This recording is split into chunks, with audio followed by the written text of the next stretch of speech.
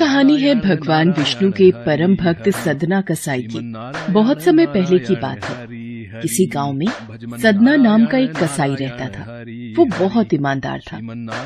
भले ही पेशे से वो एक कसाई था और मांस बेचता था, पर उसके मुख पर सदैव भगवान विष्णु का ही नाम रहता था और वह भगवान विष्णु के नाम कीर्तन में मस्त रहता था। यहाँ तक कि मांस को काटते बेचते हुए भी वह भगवान विष्णु का ही नाम गुनगुनाता रहता था।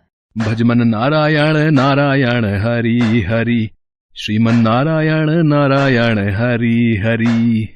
भैया जरा 2 किलो मांस तोल देना। अभी देता हूँ भैया। जय श्री हरि, जय श्री हरि।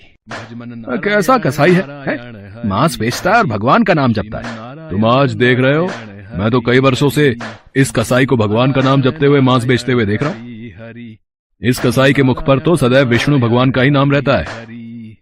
लोग सदना के बारे में यही बातें करते थे।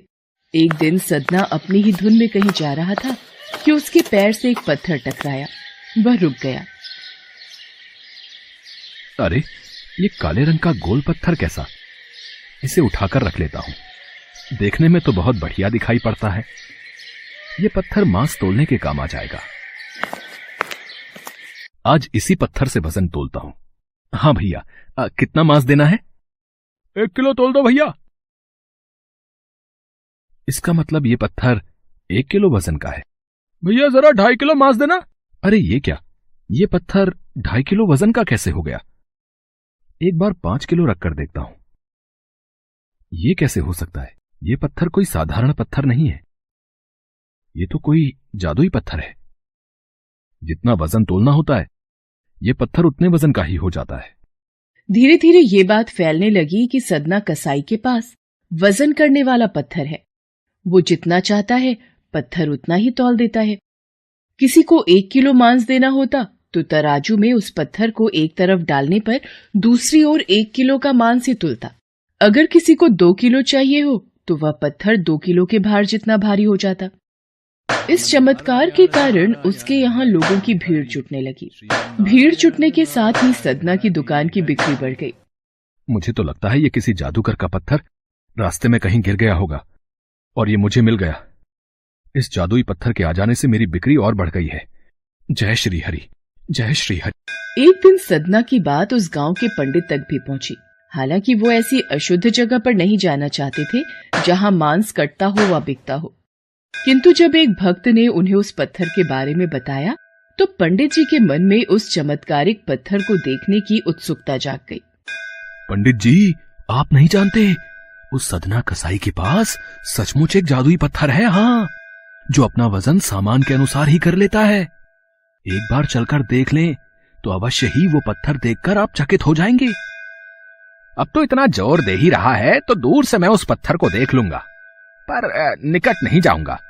चल देखूं तो आखिर कौन सा जादुई पत्थर उस सदना कसाई के पास है। भक्त की बात सुनकर पंडित जी उसके साथ सदना की दुकान के पास पहुंचे और दूर से खड़े होकर सदना कसाई को मीट तौलते देखने लगे। उन्होंने देखा कि कैसे वह पत्थर हर प्रकार के वजन को बराबर तौल रहा था। वो ध्यान से उस पत्थर पर दूर से नजरें गड़ाए रहे। अचानक पंडित जी के शरीर के रोएं खड़े हो गए। ये कैसे हो सकता है? ये पत्थर तो मुझे इस कसाई के पास जाकर बात करनी ही होगी। अब पंडित जी, आप और मुझ कसाई की दुकान पर मैं आश्चर्यचकित हूं। आइए, कृपा करके यहां बैठिए। मैं आपकी क्या सेवा कर सकता हूं? सदना, तुम्हारे इस चमत्कारिक पत्थर को देखने के लिए ही मैं तुम्हारी दुकान पर आया हूं। या यूं कहें कि ये चमत्कारी पत्थर ही मुझे खींचकर तुम्हारी दुकान पर ले आया है। पर शायद तुम इस बात से पूरी तरह अनजान हो। तुम जिसे पत्थर समझकर मांस तोल रहे हो, वास्तव में वो शालिग्राम जी हैं, जो कि भगवान विष्णु का स्वरूप है। तुम ये नहीं जानते, शालिग्राम जी को इस तरह गले कटे मांस के बीच में रखना व उनसे मांस तोलना बहुत बड़ा पाप है। भगवान विष्णु का पत्थर शालिग्राम? पंडित जी, फिर तो मैं बहुत बड़ा पाप कर रहा हूं। मुझसे भूल हो गई। श्री हरि, मुझे क्षमा करना। मैं आपके इस रूप को पहचान नहीं पाया। पंडित जी, आप तो ब्राह्मण हैं, अतः आपसे उत्तम सेवा और पूजा भगवान शालिग्राम के इस पत्थर स्वरूप की कोई नहीं कर सकता। मैं भी नहीं। कृपया करके ये पत्थर आप रख लीजिए। ठीक है सदना, मैं भगवान शालिग्राम की सेवा करने के अवसर को भला कैसे ठुकरा सकता हूँ? लाओ, ये मैं ले जाता हूँ। पंडित जी उस शालिग्राम पत्थर को बहुत सम्मान से घर ले आए। घर आकर उन्होंने वह पूजा अर्चना आरंभ कर दी।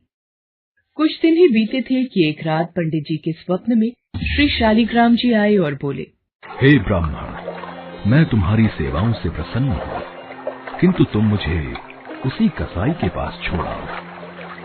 हे प्रभु, क्या मुझसे आपकी पूजा अर्चना करने में कोई भूल हुई है?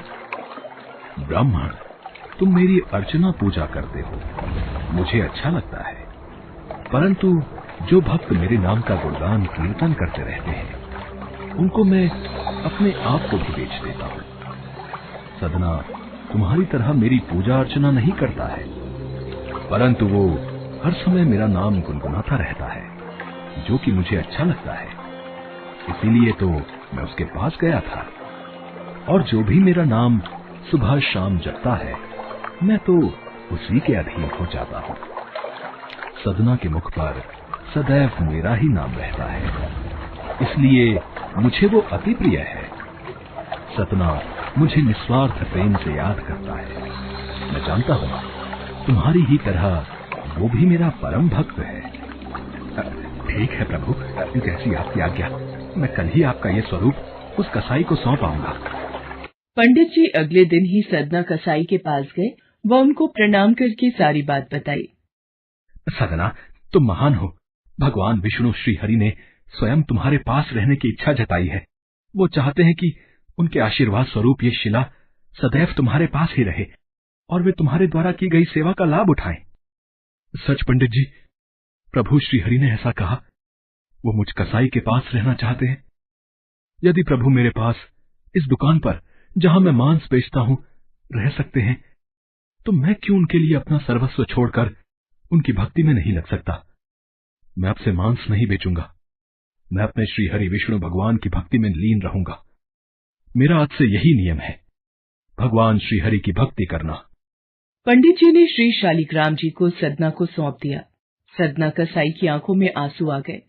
मन ही मन उसने मांस बेचने के कार्य को छोड़ देने का विचार और निश्चय किया कि यदि मेरे ठाकुर को कीर्तन पसंद है तो मैं अधिक से अधिक समय नाम कीर्तन ही करूंगा। आगे चलकर सदना कसाई भगवान विष्णु के परम भक्त कहलाए और उनकी कीर्ति व नाम चारों दिशाओं में विख्यात हो गया।